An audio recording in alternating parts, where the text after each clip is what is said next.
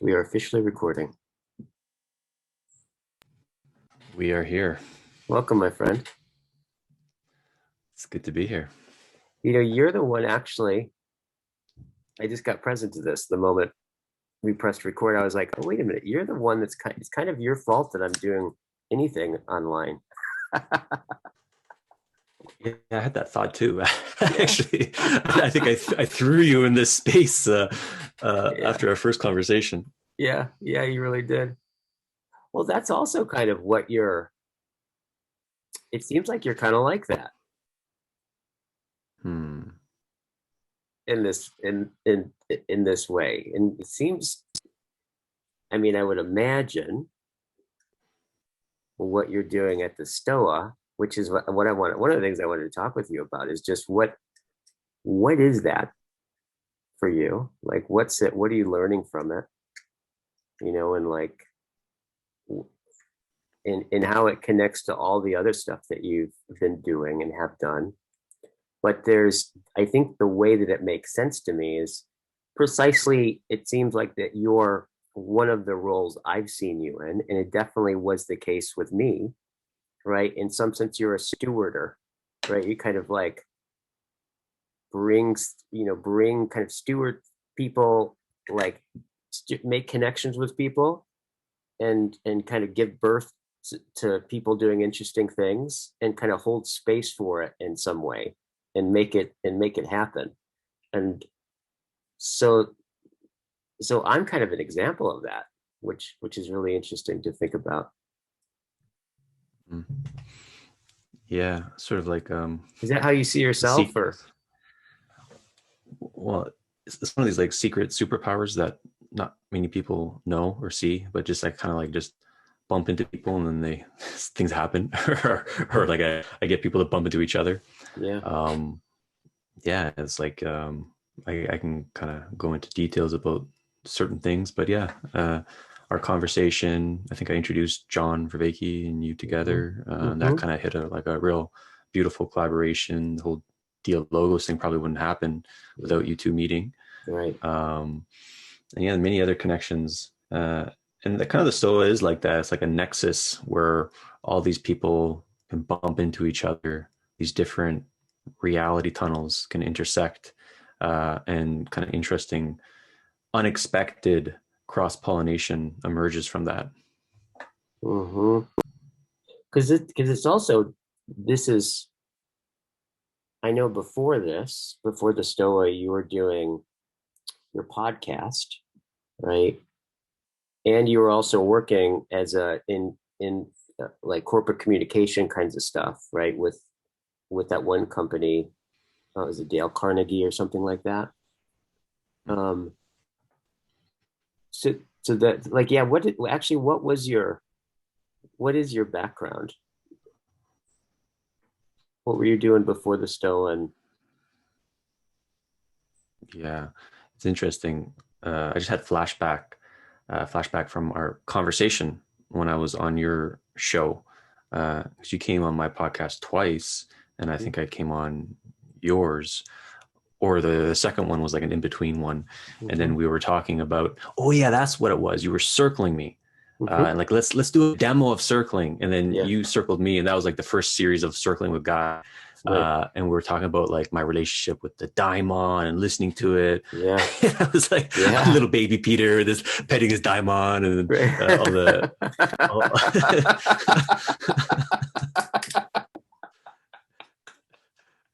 and Yep.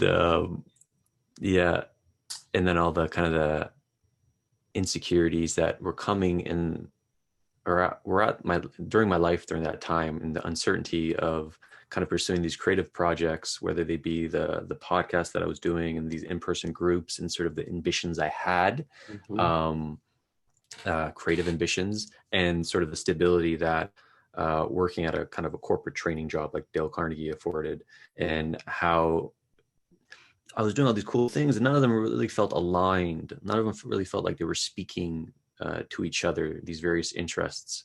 Mm-hmm. And then COVID happened, and I went a little crazy. If you were following my journals, spiritual awakening and stuff like that, and it feels like the first time in my life that a lot of like not a lot, all of my creative and intellectual interests are in one thing. Mm. Stoicism, even though the Stoa is not really about stoicism, but there is that kind of quality Mhm. there. All this intellectual meta stuff, these Mhm. intersubjective practices like circling or dialogos, kind of Mhm. just event design. I Yeah. love designing events or sessions to make them like a beautiful experience. Yeah. Uh, and all these other interests that I'm in, they're just all in. It's all in there, Right. and it feels quite awesome. What do you mean you went crazy? I actually don't. I think I remember seeing an email thread about you talking about that, just mentioning it, and it made me curious. But what do you mean you went crazy? You mean you like kind of went a little manic or something? Yeah, I don't really know what it was. A lot of weird stuff was happening. This was like the first 3 months of when COVID came online. Mm. I was experiencing all these like synchronicities, archetypal, what Fuller calls archetypal penetrative patterns. I was Yeah. just like feeling people, like it was like kind of almost felt like psychic abilities. Hmm. Reality was like going in slow motion, and it was like people were describing it like as a LSD trip. Mm. I don't do many psychedelics, so I don't really know. But it was like for like a prolonged period, um, Mm. and it was associated with. And I was in the initial phases of building this project Yeah. of the Stoa, and a lot of visions were coming online. And the cool thing too is that I was recording all this stuff in my journal, because the Mm. Stoic practice of journaling to oneself, which I Hmm. was doing, but I was journaling publicly. So all that quote unquote madness was pretty much tracked. And so I think you might have came across one of the Right. articles or the journal entries. Right. What a trip. Yeah, it was cool. I felt like I'm back to like normal consciousness, and in the summer it came back online. But Uh-huh. yeah, I felt like I got a character upgrade, definitely a spiritual upgrade from Huh. that experience. Huh. Yeah, it's like something about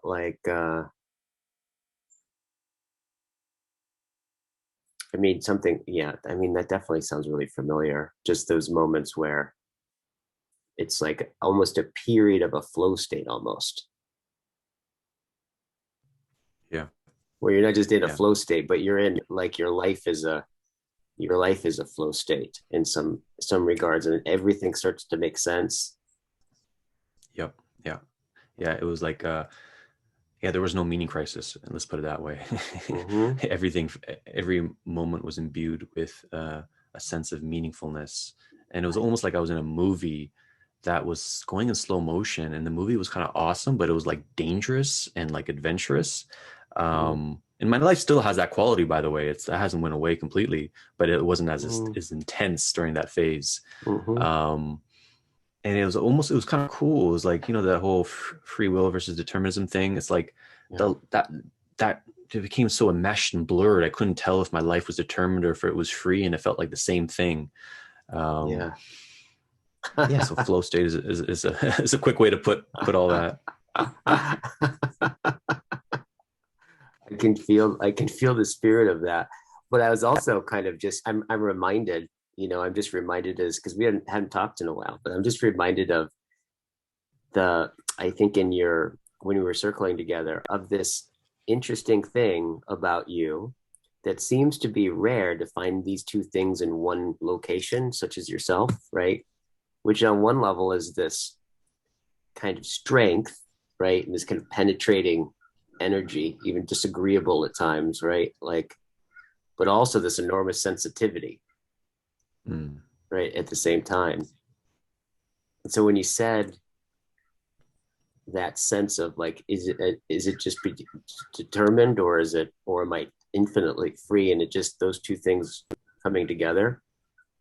It somehow it just that makes sense to me that your peak moment, right? If you're having a peak moment, that it would look like that or it'd be like that. There's something about that that Mm-hmm. makes sense.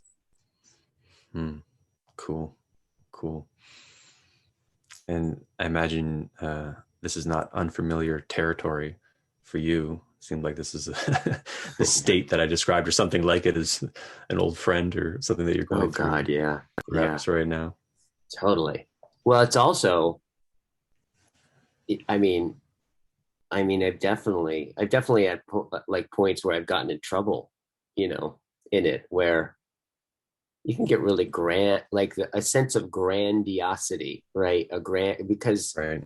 I don't want to pathologize it, because it's easy to pathologize, but I don't think it's all pathology, but it definitely can, right, start to go into that kind of a manic place where you start to say things that are just a little bit too positive or just a little bit too powerful, right? That Right. don't Right. necessarily connect to the person that you're talking to, or like, you know, normal reality or something like that. So I'm Yeah. familiar Yeah. with the being on part, but I'm also familiar with a little bit of the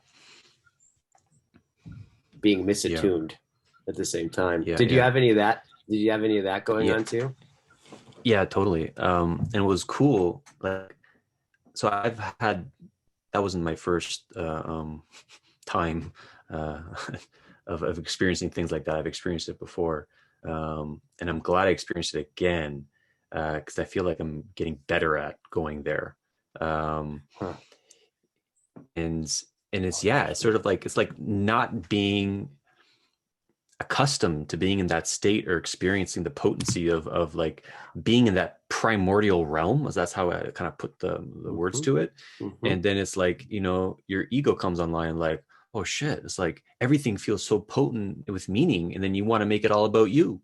Right. um and but it was Mm-hmm. cool because it was like that sense of narcissism was like a sticky note that just kept like unsticking, that Mm-hmm. when they was trying to, but it wasn't Yeah. like staying. Yeah. And I attribute it to it for a couple of factors. Is that the journaling thing, actually, like just Mm-hmm. like writing honestly every day, having really great friends, like a circle, like a virtue of friends, or friendship of virtue, as Aristotle would call it, just keeping their truth on me. Mm-hmm. That super helped. And then, yeah, I'm sort of like, I don't know, the Keegan 5 stage or whatever. I'm pretty Mm-hmm. meta. Mm-hmm. And so like I like the kind of like the performative agnostic thing. I can really jam with different reality tunnels. So Mm-hmm. I'm not fixated on this idea of truth and finding the one Yeah. truth. Yeah. So I think the combination of those three things allowed me to see through Yeah. the madness, and then take away some beautiful insights from it without kind of Yeah. completely losing my mind and shit. Right. Yeah, totally. It's interesting, yeah. Because that's, well, I don't in mythology, my understanding is when the king gets too big for its britches, right? Like the fool always shows up, right? Because the fool is the one person that can outdo the king, right? He can, he can pull the rug out from under it. So whenever there's infantile grandiosity, right? If it stays infantile, right? Eventually, like the fool's going to show up and it'll let you know. Right, right, But it right. sounds like you kind of walk that edge.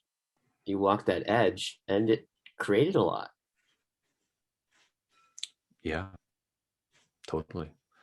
Um, Because before the before before we talk about the Stoa, just because you also, I believe you mentioned that you had the largest Stoic community in the world, right? mhm.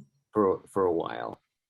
If that's unless and maybe that's still happening, or is that all rolled into the Stoa now? But what is Yeah, what I is sort of that? kind What of, was that? Mm-hmm. yeah. So before the Stoa came, I had two groups in Toronto, meetups. One was a Stoicism group, which was the largest Stoic group at the time in the world, and situated in Toronto. And the Mm-hmm. other one was this kind of performative agnostic uh, club.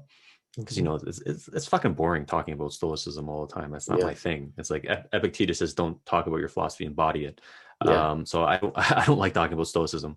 Yeah. and uh and so that's why I created this other group, which was more of like engaging in different philosophies and Mm-hmm. politics on own term, which is Mm-hmm. what the podcast that you were on, that was the same thing. Mm-hmm. um and then the idea was to open up a philosophical coffee shop and call it the Stoa just before Mm-hmm. COVID came online. That was the plan. And then COVID came. Obviously, I couldn't do that. I was out of work because Dale Carnegie, there was no online presence, and there was I couldn't do any meetup, and then so this kind of like this demonic just thing just concretized in this like do the Stoa online, make it an online event space, and I just merged my podcast and meetup groups, everything, the idea of the coffee shop, and just did it. And then it was so clear. And people at the beginning like, I don't believe in it. Like, my wife didn't vibe with it. A lot of people just didn't think it was going to happen. But there was a potency of like in that state when you're in that madness too, it's like there's a potency of knowingness. You just fucking like it just feels like a felt sense of yes, which was coupled by this like sense of aporia, the sense of unknowingness. Yeah. So during those first 3 months of madness, it was like I didn't propositionally, I didn't know shit. I just felt like I didn't know how to live my fucking life. I didn't know what to do. But then there was this sense of like knowingness, this the mnemonic energy, and then the marriage between the two was like a real powerful force. And I still have that kind of dance going on right now, and I'm trying to like maintain it. But the first 3 months was like boom. Right. And what is the Stoa from your vantage point? I have a feeling it's probably one of those things that like because it's a little bit like what circling is for me. I'm continually finding out what circling is. That's what circling is finding out what circling is on some level. I'm imagining that's cool. It's something like that for you too. Like, what is it? Yeah. What did you think it was going into it? Like, and what is it revealed to you that it is? Right. Yeah. And it's also, this question's alive for me towards you, is like, how would you describe the Stoa from your perspective, from being involved in it for various events? Yeah. And I can answer it first if you'd like, but that's alive for me. Yeah. Well, it's interesting. I think as it's gone over time, right, it seems to be in an interesting way. It seems to be, although it's not a place, right, in any kind of material sense of the word. However, it seems to be a place, right?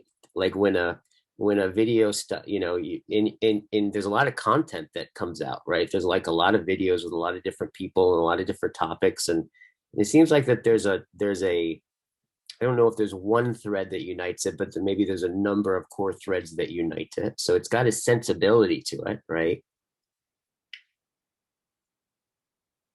It seems something like I want to say, so like maybe what like a town square is supposed to be like, right? Like something like a place where people converge, and um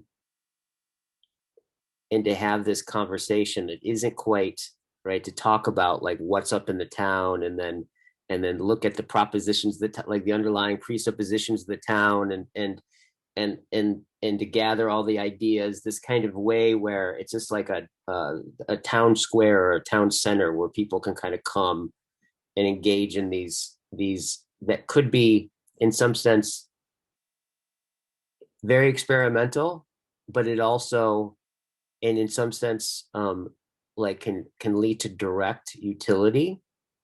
However, mostly they're conversations that aren't immediately useful, but it's like a practice, a skole, as they talk about, I think is the way the Greeks would talk about that kind of place where it's a different form of time and space, where you're not doing things that are immediately useful, right? There's an end in itself, right? So even if it doesn't turn out to have direct correlate to something action in the world, the practice of doing that in itself is kind of it's skole, it's idleness in the best sense. So I would say it's like a place that gathers people around, that's talking about stuff that's at the edge of the edge of intelligibility.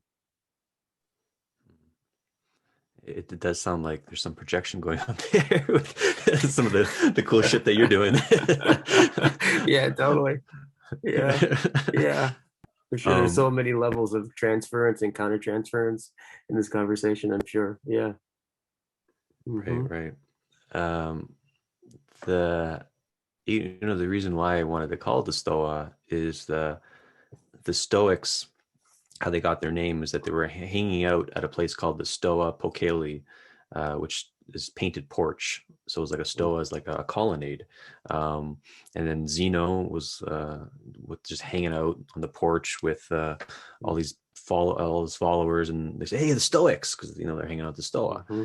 So that's how they got their name. And since I was organizing the largest Stoic group, I thought, oh, wouldn't that be delicious calling it the Stoa, but not make it about Stoicism, Yeah, because the actual Stoa was not about Stoicism. It was just a bunch of people philosophizing, yeah, and they had like artists. They had all these. It was like a public square, like you said. yeah, People come to do, whatever, yeah, to engage, to dialogue, to change ideas, experiences. yeah. So it wasn't even about philosophy. Mm-hmm. Uh, and so that was sort of the spirit. Like, yeah, let's call it a Stoa, and not make it about Mm-hmm. Stoicism, but it's stewarded by a Stoic, a practicing Stoic. Mm-hmm. And I don't even like calling myself a Stoic, to be honest, even though I do. Like, I'm more of like a modified Stoic, like Mm-hmm. propositionally. Mm-hmm. But again, I don't like talking about Stoicism.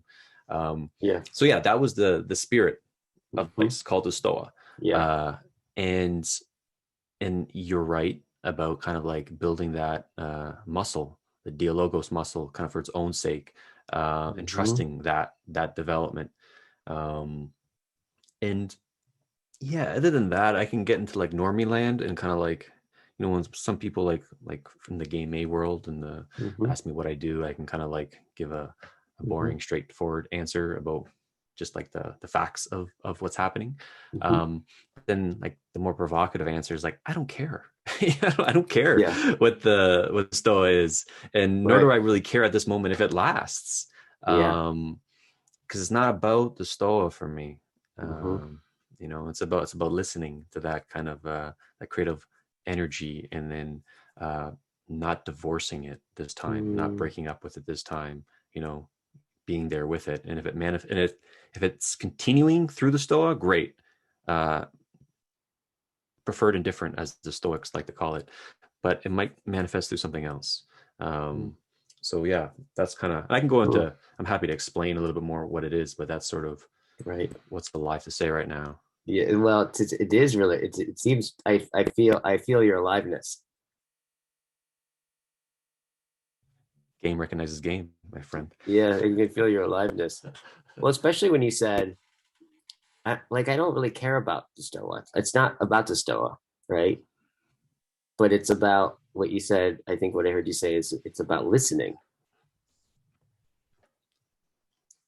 What do you mean Hmm. by listening? Listening to the daimon, Mm-hmm. that creative force that channels through you. Mm-hmm. The thing that we were talking about uh, during our previous conversation. That's what I mean by listening, and not trying to control it or trick it, play stupid games with it, Yeah. just listening. Yeah. And sometimes it's prudent and virtuous to perhaps say no to it. I'm not suggesting that like listen all the time, but Mm-hmm. um, it is sort of a delicious trip, listening. And so far, so good. Mm-hmm. Yeah. Because listening is often, at least in the Socratic way of thinking about it, listening is really wedded to midwifery, Right. right? Like muetic listening, this sense of listening as, the sense of conception, right? Like conception and birth. And so like to listen usually has these connotations of, right, giving in some sense midwifing something. But it's also what's interesting about this. is back in ancient Greek, the midwife was also the ones who set up the marriages, Mm. right? So that they would, I don't think it was like arranged marriage. I think it was not exactly that, but it was something. So the midwife had something to do with like the people connecting, right? So in some, like, the midwife is both making connections, right, and Mm. birthing the outcome of those connections, right? Wow. They're never going to be out of work if we got that dual Right. that dual role. Totally. Totally. Yeah. So Mm. if you think about your role in the Stoa, like in just hear that metaphor of listening that you used, because I think it's apropos, because you said listening, you could have said seeing, you could have said sensing, you could have said a bunch of things, but something, it made sense to say it that way. So I'm kind of like excavating that a little bit with you, Mm. like Mm. making connections and giving birth to those, to the result of those connections. Mm. Yeah. I don't know why I use the word listening. It just is the one that resonates the most Mm-hmm. right now, in particular, but in general, when I speak about this sort of, and I can kind of be a boring secularist and just kind of call this a certain intuition that I'm trusting. Mm-hmm. That might be a more a A better boring way to secular, express it. a boring secularist. I like that. Sorry, boring secularists while listening right now. um, uh, Not all are boring. Yeah. That caveat. Right. Um, the Yeah, so I can describe it as sort of like an intuition that sort of there's this kind of it's an interesting psychological move to untether it from yourself and kind of almost treat it like another being. So your kind of like ego doesn't get fused with this sort of energy, so you can kind of listen better. Um, yeah, but I'm curious to flip it back to you. Anything I speak of about that kind of the listening, the daemon, the daimon, how do you language it? Because I think this is how circling got birthed. You midwife circling and Burning Yeah. Man, you were listening, Yeah. and it feels like you were plugged into something similar. Yeah. Totally. Yeah. That's actually, yeah, you're right. Now that you say that, like, yeah, we had an experience, and then Jerry and I, in particular, afterwards went, did you hear, basically, yeah, did you hear that? Was that, did you hear the same thing I heard? Like, that was deep in a way that was different than all the other deep things like that we've been experiencing. There's like a new tone there or something, right? And it was, yeah, we just basically went like, did you hear that? Yeah. And then Mm. we just shook hands on it and committed in some sense to do that, whatever that was. But really, but we also were really Yeah, aware that we had no idea what we had just done exactly. And so it was yeah, this kind of space, right? Where, and then it's been, yeah, I would say that, like, that's a great way of talking about what circling has been for me, because it does seem like, and especially when I'm in the right place with it, when I'm in the optimal place, right, with it, the sweet spot is precisely when I show up and I have the sense in which it's continually, like that horizon that opened up is continually informing me, right, in this way that's mm-hmm. kind of with the sense of there's something inexhaustible about it, right? So on some level, circling is the process of finding out what circling is, right? Yeah, yeah, yeah. Yeah. I love it, and I always love that story, your discovery of it, because it kind of tracks on how I experienced listening to this thing. And like, did you hear that? Um, and like in the best moments I have with circling, because I only circled with you once, but I've Mm-hmm. circled many times in Toronto. Mm-hmm. Those are the moments like, what was that? Did you hear that? Like when they Yeah. pause and they inquire into something. Yeah. And if anyone wants a good example, just listen to Guy speak with Daniel Thornton on the Merge podcast. And I think Mm-hmm. Daniel was like we're doing some like Mm-hmm. noises, Oh and you're yeah. like, what was that? Yeah. Like you're just drawn to it, and it's like this beautiful thing unfolds. You're Yes. listening. Yeah. Yeah. Yeah. And there's also this other way where what's interesting about listening, I have a feeling I've been thinking about what book I want to write. If I write a book, I think it's going to be on this, right? On listening, because I keep thinking about it. I keep hearing it. um, but the but there there's this way where it's kind of like you can imagine being in a crowded space, right, at a carnival or something, right, and you're totally engrossed in like whatever's evident in front of you, or you're in a conversation and you're not even thinking about it, but you're just absorbed in it. But then if you just in the background just hear just someone say your own name, like in a whisper, it's Mm. like everything stops, right? Like all the animals just get silent and and they're Mm. like, oh, as if, right? As if there was something inside of you that was just had an ear, like it was already listening for it. And such that when like everything stopped, right? There's those deeper ears that Yeah. Yeah. on one level, there is a sense in which there's the kind of listening that I do intentionally, right? Where I'm like really conscious of paying attention. But then there's this other whole other way of listening that seems to be something that I'm always doing on some level. Like listening is not something that I do or don't do on another level. It's the thing that I'm like on some level, my life is part of my life is a constant dwelling in a listening. Mm-hmm. Mm-hmm.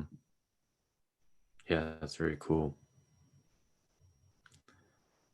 And I'm curious of sort of to use our boy Johnny V's term, salience landscape. It's like, Yeah. what is the salience landscape for that deeper listening compared to the one that might be more intentional? Um, Mm-hmm. and the other curiosity, like if something's alive for you there, I'm curious what comes up. But the other thing that's emerging for me is just kind of seeing, like I haven't listened I'll just say it, I haven't listened to much YouTube channels, not even the Stoa videos. I haven't listened to much. There's just so much content out there, and I'm usually in a Zoom call doing something.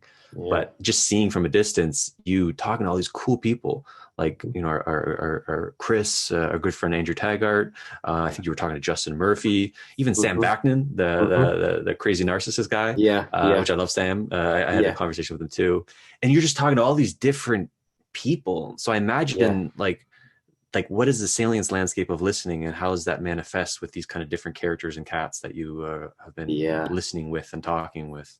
Yeah.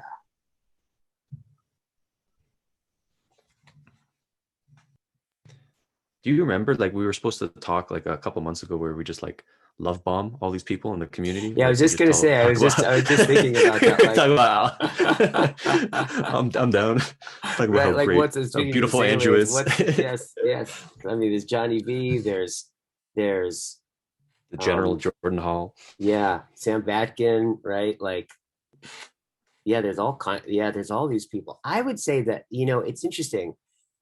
Well, one is I think I've discovered in some way. Well, there's like one of the big things that's been really impactful for me is there were before doing a lot of this, I'd been like really into like I had been like reading philosophy and like thinking about this stuff and right. Yeah, But yeah. but there weren't really that many people that I could talk to about it. I didn't really, it was like reading Heidegger and all this kind of stuff definitely sourced and informed like everything that I did in circling. But it's not like I could really like. It's not like it's not like I'm teaching Heidegger or explicitly talking about Heidegger in my courses and stuff. Right. It's just it's informative, it's known, but it's like it's most people aren't up for that kind of thing.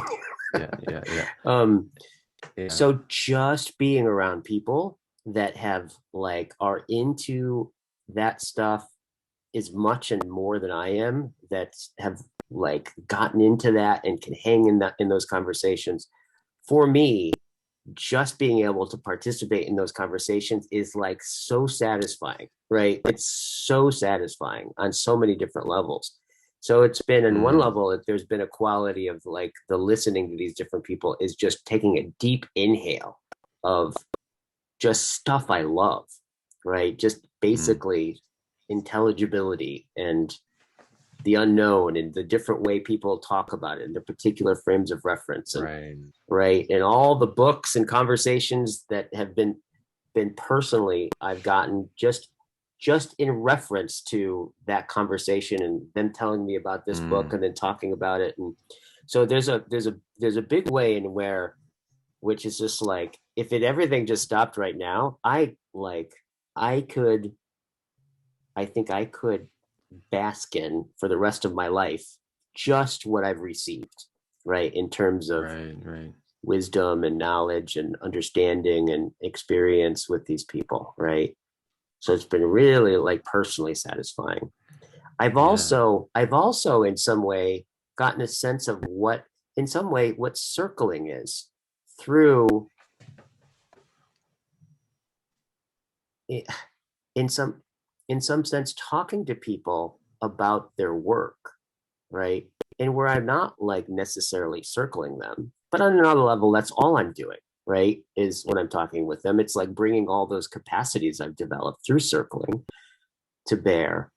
But then having people that are completely outside of the circling world recognize something that's different Mm, about the conversation, and then mm, they bring their language, right, to describing that, right, and that's a whole other yeah. level of like kind of learning about what I do and how other people experience it from completely different points of reference, right? So that's Right, also, I've right, also learned a lot about just myself and what I've been doing all these years and how it affects at different levels of conversation out of just the circling context, and that's been really neat.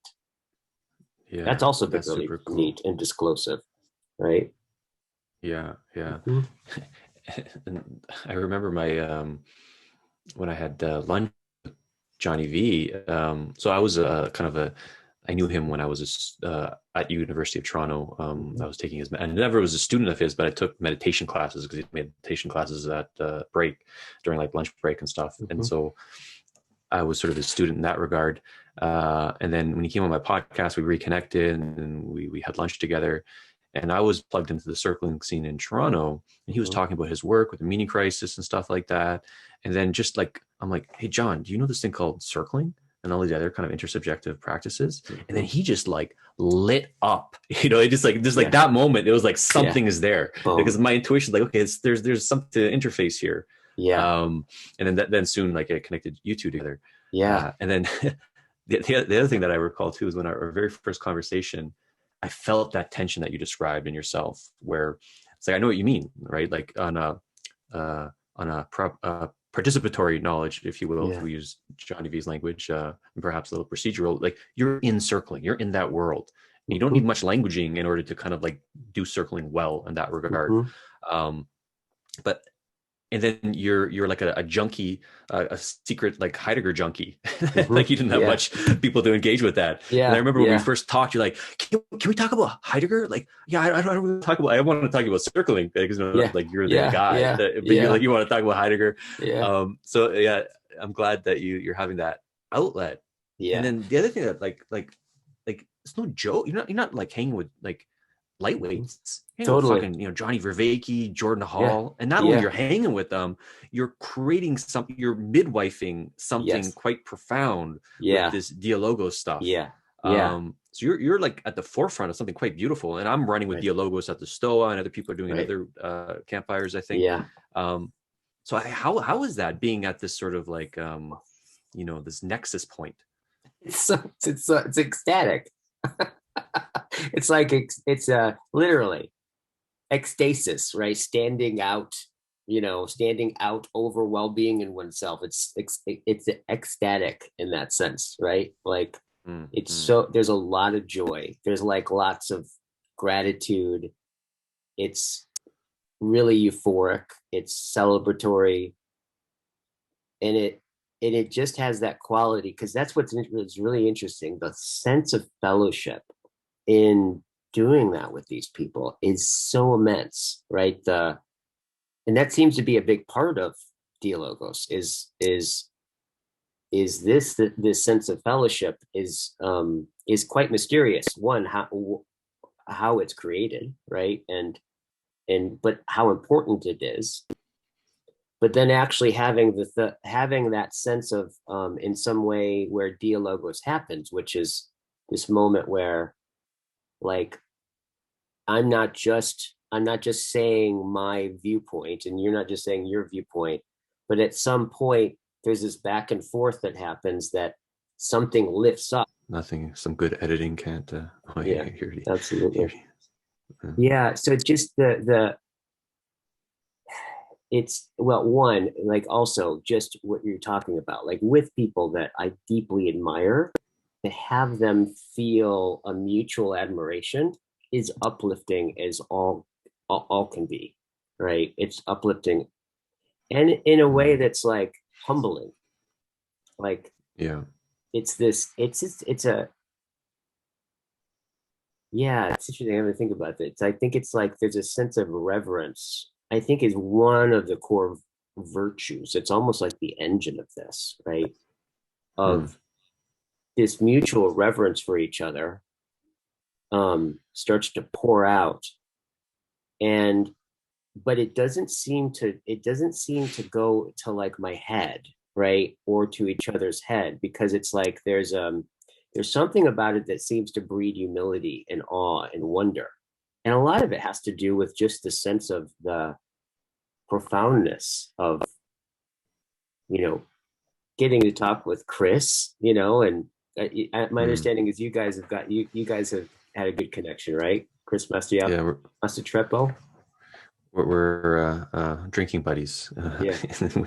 Yeah, not recorded though. We just drink, Yeah. and I just listen to his poetic language, is like swooning over him. Yes. Yes. Like, and John and Jordan, and I mean, all these people have just been, to feel that shared affinity um, is is just uplifting. It's humbling in all these ways that are just, it's like all good is what it feels like to me. And I imagine you told, and I think this is, feel free to edit this part out if this is not revealed, but the dyslexia that you have and I have Oh as yeah. well, I imagine there's perhaps intellectual sort of hangups that you had when you were younger in that Mm-hmm. regard, Yeah. which almost might be ameliorated now, or just sort of like redeemed by Mm-hmm. engaging with Yeah. these super smart, impressive individuals. Yeah. Yeah. Yeah. It's interesting because I think that I've actually kind of come to realize, I think the dyslexia has helped um, in some strange way. Like, I don't know exactly how to describe that, but in some way, I think it's helped, um, of just learning differently. But yeah, this kind of this sense of, I really never had, I personally never really had a sense of ever thinking of myself as like particularly intelligent, right? Or being smart. I didn't think I wasn't smart exactly, but I just had so much trouble in school Mm. that I just ended up just not thinking of myself as particularly any of these things, right? Um, Yeah, yeah. so kind of getting the sense in which, like, oh my God, I'm like, this is actually, I can hang with these conversations. I can hang with this. It's been, I just didn't really know that about myself in relationship, right? That way. Yeah, that's cool. Mm-hmm. Um, and I relate because I have dyslexia as well.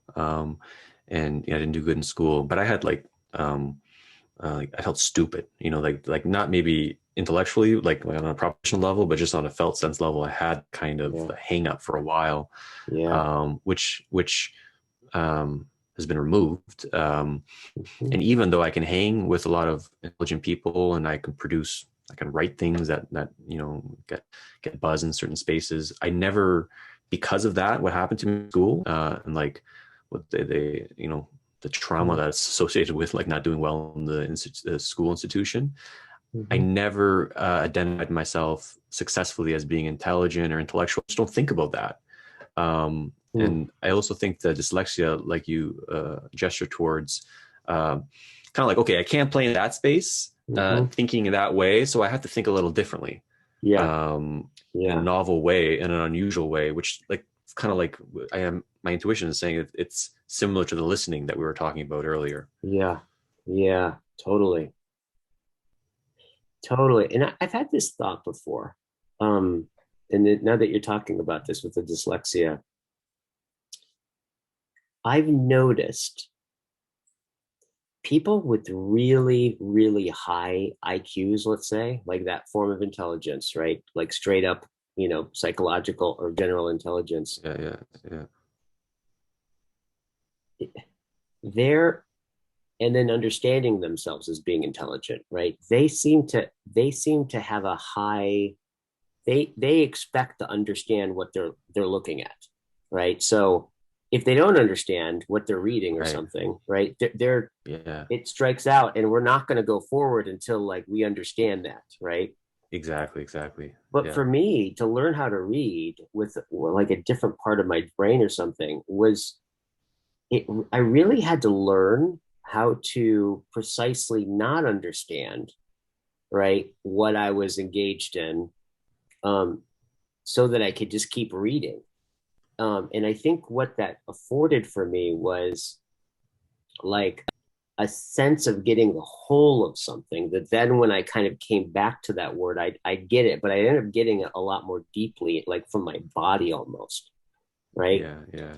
And I think that that's kind of one of the things that I've noticed in these conversations is this relationship with not not like immediately comprehending something, but actually this skill in the way you are with what you don't understand, right?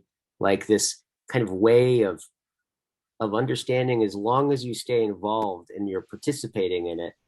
Like you don't have to get all of it because you're participating in something that like there's a level of understanding that's not immediately intelligible, but usually ends up revealing itself in some sense more deeply.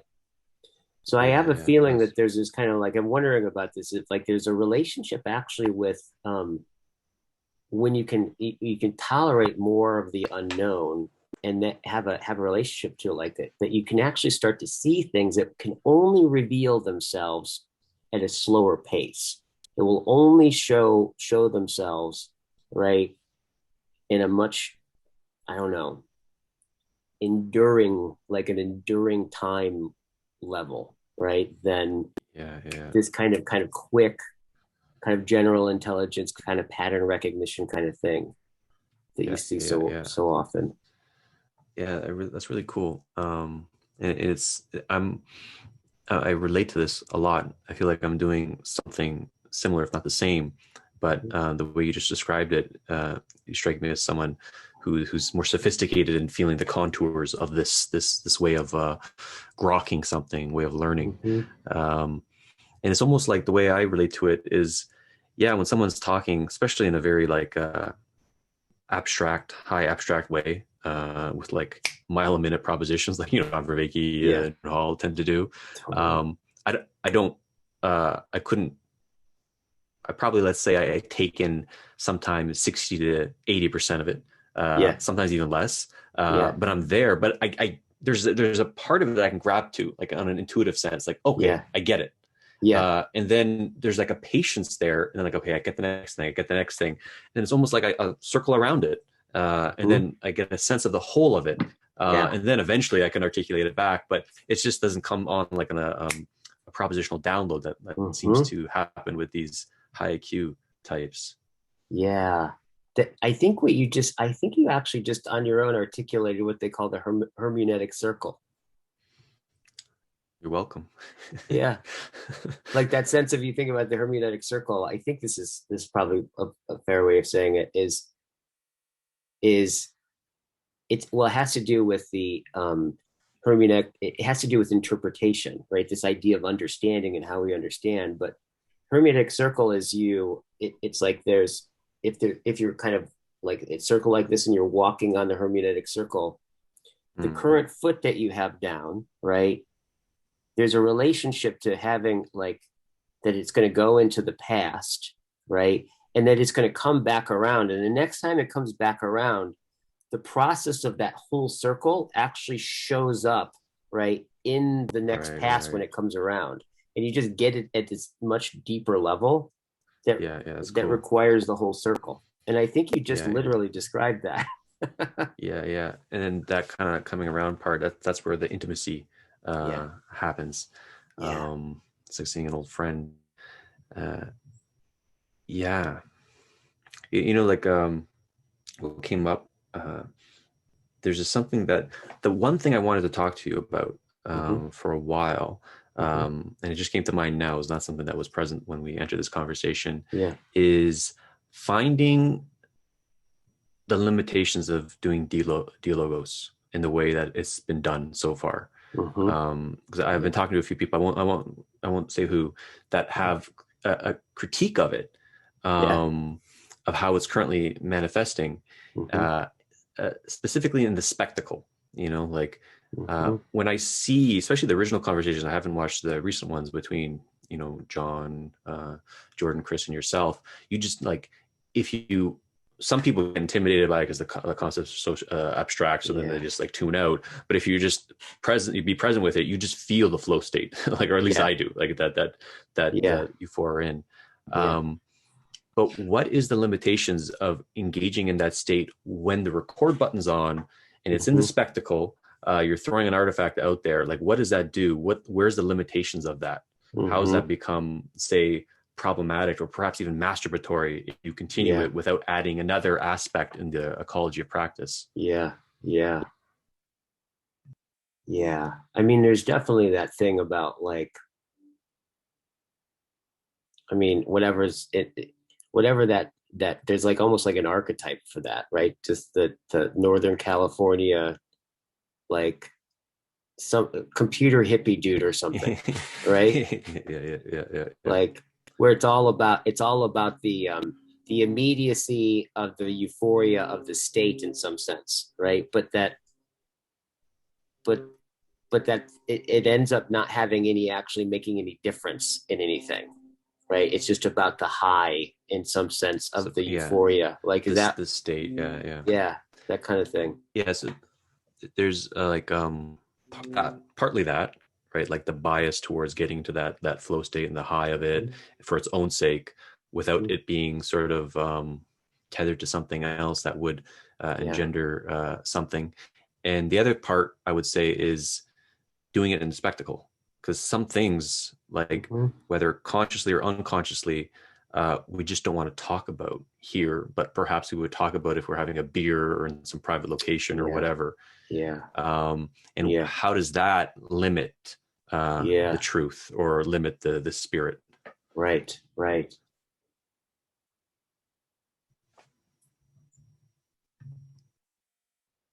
I heard actually Jordan talk about this in another conversation that he put out recently, where he was saying it's interesting, this difference that he noticed. He says he was saying to this person, it was like a one-on-one conversation between the two of them. He's saying, I have these one-on-one conversations a lot, and he's like 50% of them, actually about half of them, are with women.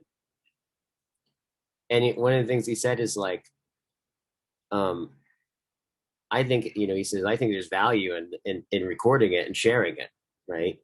But he's like, without exception, all the women have said, no, there's some things that you just can't, you don't want to, it goes against something about the nature of what's talked about there, Mm. right?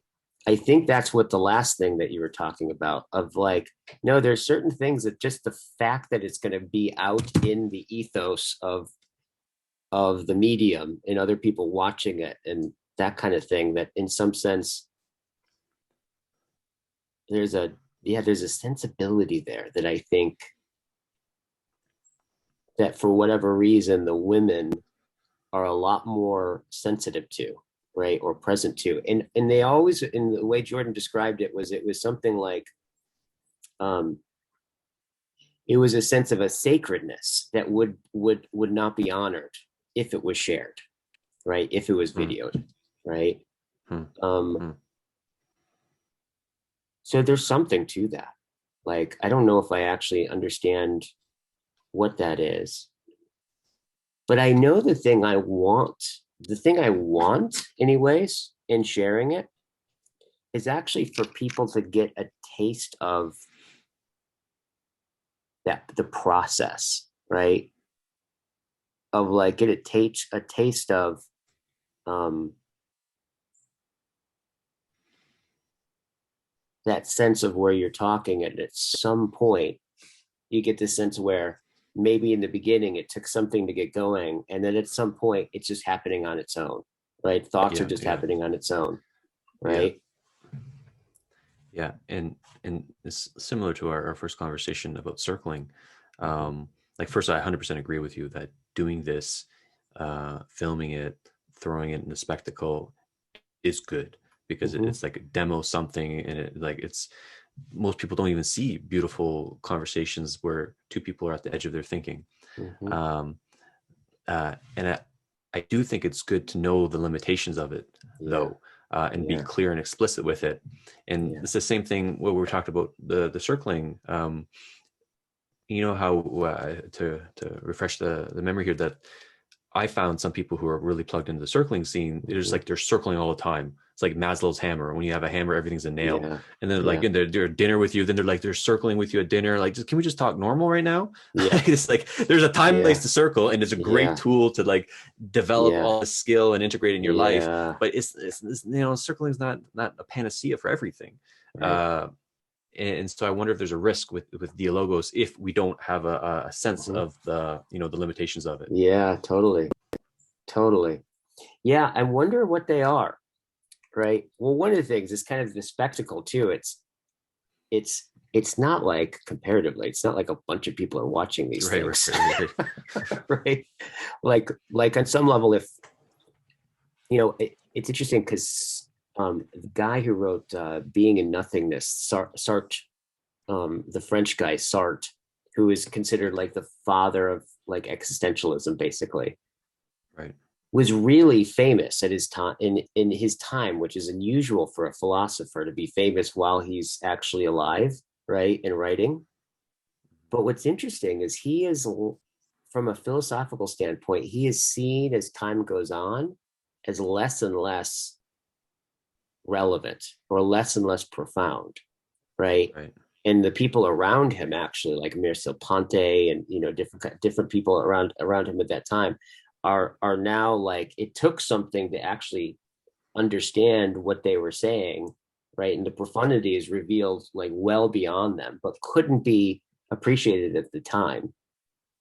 I think that there is something about these conversations that, that they're not like that they're not super digestible by everybody, right?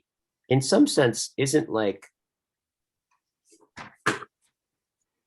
may not be, well, one, a bad thing. It may not be a good thing if everybody were watching them and everybody could actually can conceive of what's going on, right? In some Mm-hmm. kind of way that they can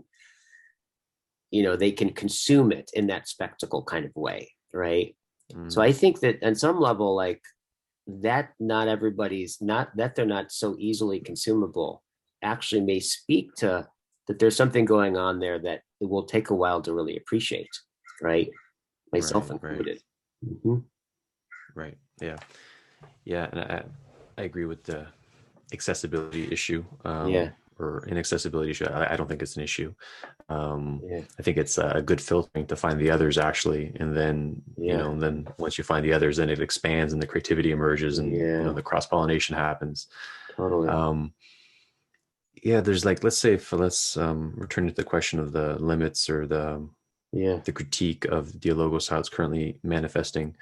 Um, there's one that's coming up in like too agreeable.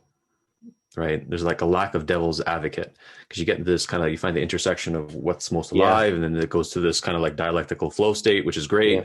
But, like sometimes it's worthy, like just to stop and call out, maybe some bullshit that Mhm. is on the horizon, but it's not on one salient landscape because you're so doped up on this kind of flow state of dialogos. Yeah.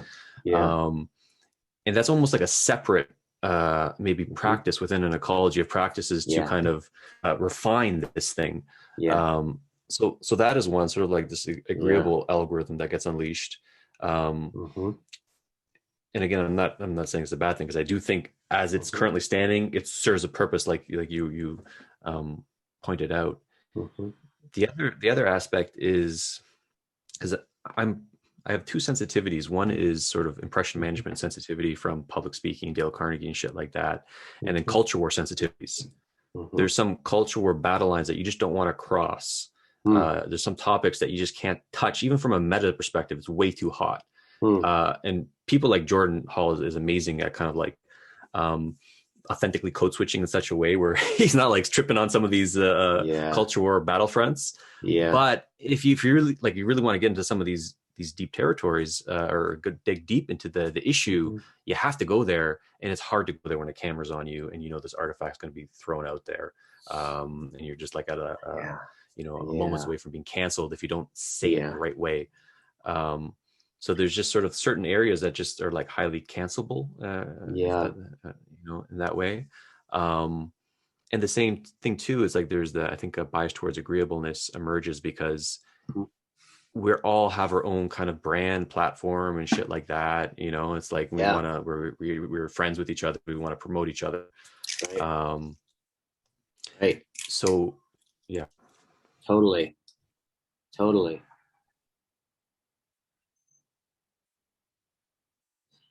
Yeah. It's interesting to think. Actually, it's interesting to think about this bringing up, in some sense, a kind of adversarial processing or opponent processing, right? In the in that space, right? I think that I can imagine people disagreeing, right? But I think one of the things that's hard to think about it in that way, I think for me is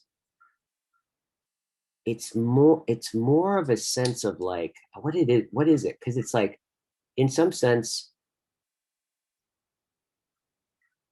dissonance is usually in the unsaid, right? It's like usually like when like if you're going to call somebody out, it's like usually some kind of version of like when I think about it, it's some kind of version where someone's defensive or somebody's got like some attachment on something, and then everyone's kind of like in response to that, but not really saying anything about it, right? And so like there's a sense in which, right, you want to call that out, right, or to open up to the unsaid. But I think it's kind of like interesting to think about this because I think the dialogos in some way is precisely intentionally moving towards the unsaid. Like we're already almost all on board, right? With like getting into the unsaid as such that like I'm thinking right now in terms of John and like the with the four ways that we've been doing.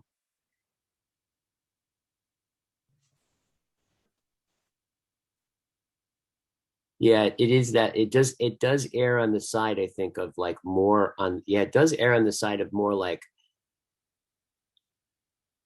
being at the edge of where we're trying to hear something, right, that isn't emerged yet, but it tickles. Right, Right, it's right, right right, right, there, right? So right. just imagining kind of going like calling somebody out or talking about that, I could imagine it could happen, but I don't know exactly. I don't have the thoughts aren't totally formed with it, but Yeah, I have some experience in that regard. mhm.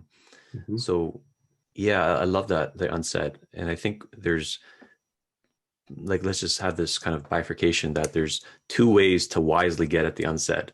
One Right, through the dialogos method, and one through this opponent processing kind of like devil's advocate method. yeah, Um, and maybe both of those can become unhealthy if you just Mhm. rely on one and not balance it out with the other.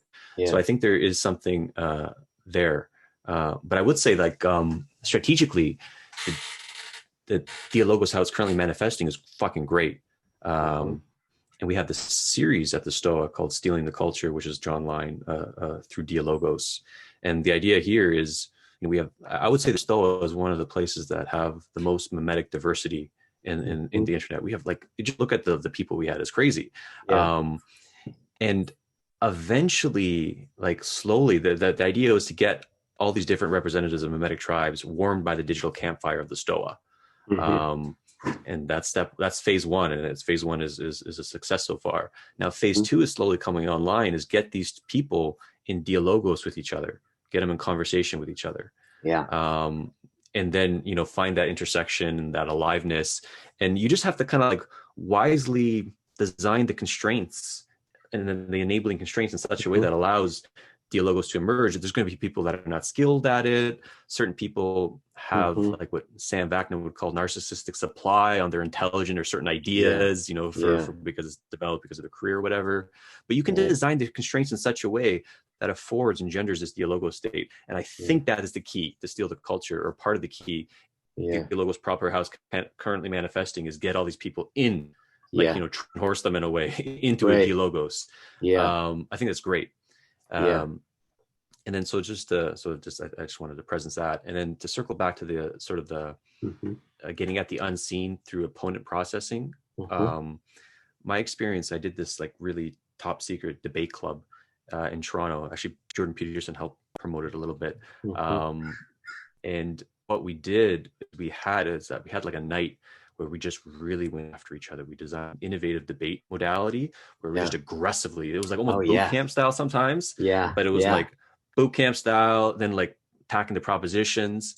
And then what Yeah. we found is that, shit, we need to complement this with, like, S&M, like, aftercare. So it's Yeah. like one week was like propositional violence, and the other Yep. week was, it was dialogos essentially, but, like, with, like, the person was an agape seat in a way, and we had to Yeah. give, like, try to Yeah. repair what happened, Right. because if it just was fight, it was just too much. Yep. um and so, yeah, so I think it can be done Mm. wisely, but it has to be a balance if you're going to go with the opponent processing, because you Yeah. can get at something that's unseen, that would not be Mhm.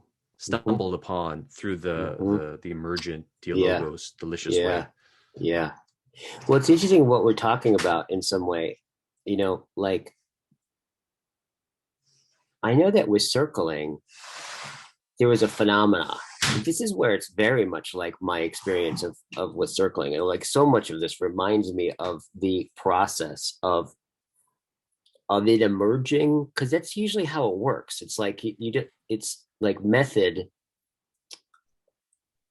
like, always precedes theory. Like, in other words, first somebody does something really cool or has a way of consistently doing something really cool, and then somebody goes, there's that's a cool thing, and then you're going like, what are they Right. doing? And then theory, right, is born out of that, right? And that seems like the right way to do it, because there's an intelligibility that you actually don't have a theory for yet, right? In fact, if you did, it could probably get in the way. If you could have it, it'd probably get in the way from it being emergent, right? Yeah, yeah, yeah. So that was definitely the case with Jerry and I in circling. In fact, the first time I realized that we didn't know how circling worked was the moment we got a group of people together for 2 years, to commit to 2 years to teach them. Was the moment we realized, like, Jerry and I both realized we had no idea how we did that, right? How Right, circling right. actually happened, right? And so that process of kind of like that is not an easy thing to do, is to like look at, like, kind of, because so much of the essence of it, the luminosity, the thing that makes it special or unique, is precisely in its spontaneity, right? It's in its Mm-hmm. right. It's in It's in its the play. It's in the it's play. in the play, right? Yeah, yeah. But you're right. I think you have to we have to have these conversations. In fact, you kind of want to, right? Because it's so cool. You want to go like, how can we do that on purpose? Right? How could anybody do this? How could we get more access to it? So, so I think this kind of sense, just this instinct to go into it and go like, well, what are the limitations of this? Right? Not everyone can do this. Like, what is going on with that? Mm-hmm, mm-hmm. Right? And I also think what it's a danger to, which I think you've successfully prevented with circling by having this sense of aporia around it, Yeah. and not knowing what it is, because you can like stumble on this spontaneous play and then something really emergent Yeah. happens, and then you develop these theories, and then the theory actually imprisons it Yeah. and Boom. morphs it. Yep. And there's like so much dark matter that's happening there that we just don't know. Yeah. And so like having the theory is good. I would say it's helpful, Yeah. especially if it's coming out of the play, but Yeah. like, holding on to it lightly, in such a Yeah. way that it could be iterated on. Yeah. Totally. I think that's, and then when you started getting Yes. to the market economy, and like that's when things get tricky because you want to sell it to certain people. Yeah. And I think you've done a good job with the Circling Institute to kind of avoid those Right. dynamics. But Right. other modalities, you see that occurring. Yeah. You know, it's interesting too, because I think the other way is also the case too, where just having the spontaneity, right, without the structure, if you will, like the propositions and the form and and articulating it. Yeah, you're right. The danger is always like this. I'm prejudiced to this big time, right? Like that thing is the Mm-hmm. source of it, right? However, I have to say, you know, and this is a constant dialectic for me with circling of this place where I'm like, oh, like I let it go too much, right? Like, oh, I let it all kind of just go, Right, and right, right. but then it stops. Then it actually does the opposite of like it doesn't you know this place where it like disseminates to such a degree that it starts to look meaningless, or threatens to lose its actual meaning. So then kind of coming back around and bringing some like structure to it, like at a as a practice, that's what I've been in a dialectic with. And like lately, like I have partners right now in my business that are probably, you know, they're pretty unlike, like they're very different creatures, right? Like, Mm-hmm. you know, one has been an accountant, had been an accountant for a long time, and like has that kind of sensibility. The other person is like this really into structure. And I find myself continually, I think I found kind of a new sweet spot with this because I'm actually have more appreciation for that, for the structure in it Mm-hmm. than ever. And like kind of in these places where I'm noticing like where even if what they're the way that they're being about something or the decision they want to make or a hang up that it looks like to me the hang up it is, I've had enough experiences now of like where I feel that particular thing and I want to like push against it, right? And it's usually some Mm-hmm. version of like, no, this is sacred, man. Don't fuck with it, right? Don't put your Mm-hmm. Mm-hmm. to actually like no, bringing that, letting that happen, and trusting the sensibility about that has been really, really important in this huge way, right? Right, right. So there's a, I think there's right, and I think your question about this is really right on point because you're like, okay, what's the danger of this, right? That Mm-hmm. like where can it go astray? Yeah, Starts yeah. to invite this. It starts to invite all the things that we're talking about, right? Yeah, and this is why I didn't like let loose the kind of the secret debate modality, that I mentioned with the opponent Mm-hmm. processing thing, because Yeah, it was fucking dangerous. Like just like I'm not gonna let, like I don't why the yeah, reason why I don't have debates at the Stoa, because people's worldview are so tethered to like their psychological schema, and if you kind of just yeah. like untether that, then they become untethered from reality in a lot of cases. Mm-hmm. Um, so I think great care is needed.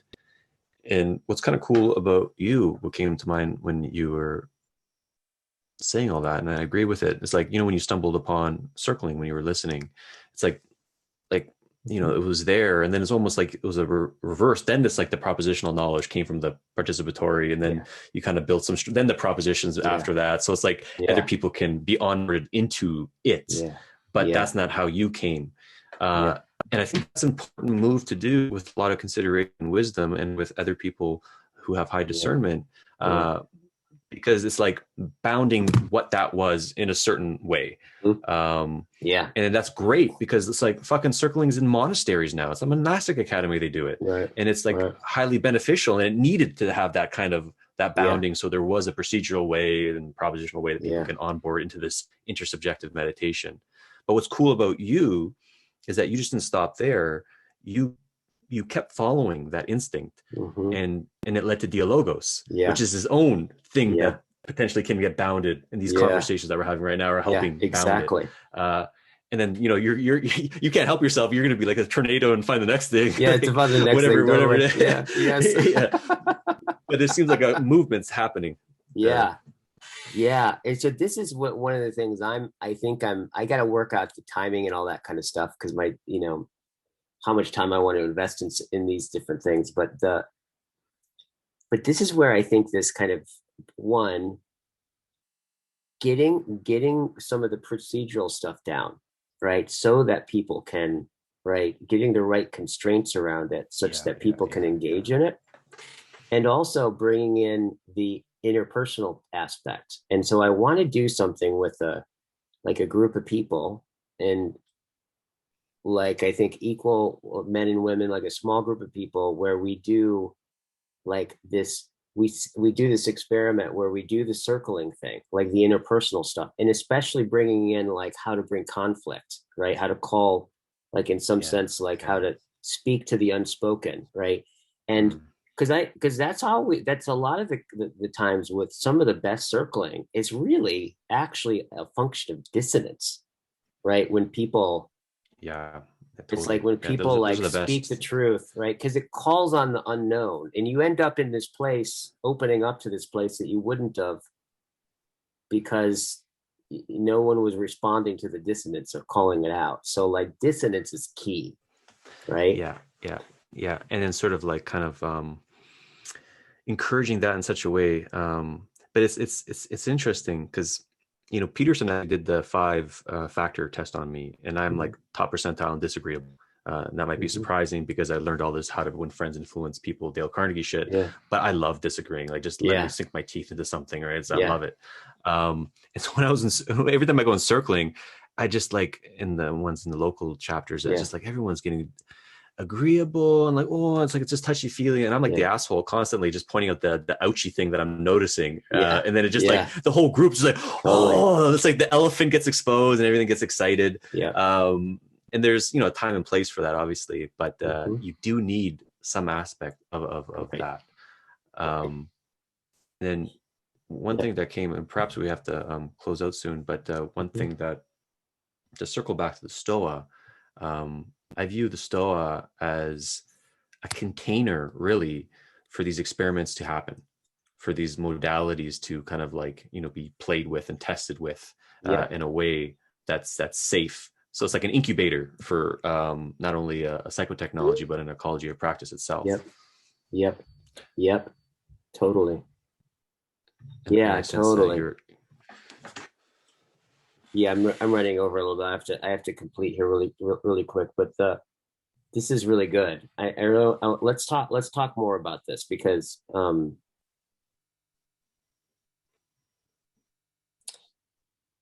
yeah, you see, I think the thing about the you're right. I've noticed like there's things that we've done in training for circling. Like there's these things that we do where we do the opposite of circling. This is some of the mm, funnest mm, ways, mm. right? And Right, right. do things that are deeply triggering for people. But what's interesting, if you set it up and you do it on purpose, it's a very different thing than if it just surprisingly happens, right? So the more context, right? I would imagine that's part of one of the reasons why that was successful is because you go into this thing, the whole thing is like we're going to just tear each other apart, Yeah, right? yeah, yeah. When you're kind of going into that on purpose, and that's really clear, that can be so cool. Like that can be, my experience is that can be so revealing. And you're right. There is this kind of element where it's people are very wedded to their propositions, right? And Yeah. Yeah. and identified with them, right? It's kind of that's really close. Yeah.